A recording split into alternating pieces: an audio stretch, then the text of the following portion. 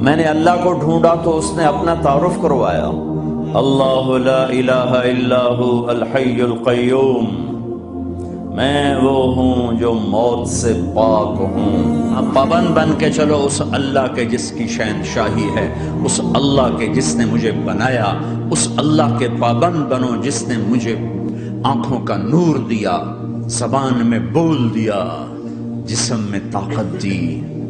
عقل کو سمجھنے کے اوصاف دیے۔ اس اللہ کے پابند بن کے چلو جس نے قرآن کو اتارا، جس نے دھرتی کو بچھایا، جس نے آسمان کو اٹھایا۔ آسمان کی چھت میرے اللہ کے قبضے میں ہے، زمین کا فرش میرے اللہ کے قبضے میں ہے، ہواؤں کے جھونکے میرے اللہ کے قبضے میں ہے، سردی کا موسم میرے اللہ کا ارادہ ہے، گرمی کی تپش میرے اللہ کا ارادہ ہے، بادلوں سے پانی کا گرنا میرے اللہ کا ارادہ ہے، برف کا گرنا میرے اللہ کی بادشاہی ہے، اور طوفانوں کا آنا، بجلیوں کا چمکنا، بادلوں کی گرج، موسموں کا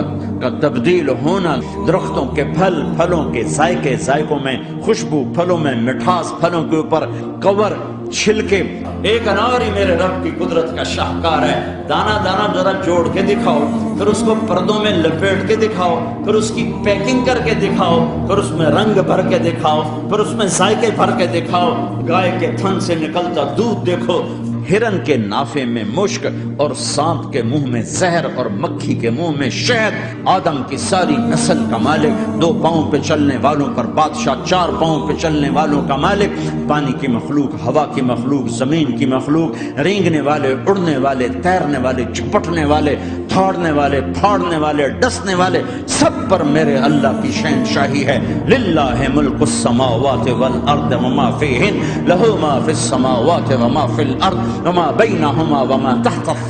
وان تجہر بالقول فانہ یعلم السر واخفی۔ وہ کون ہے؟ اللہ۔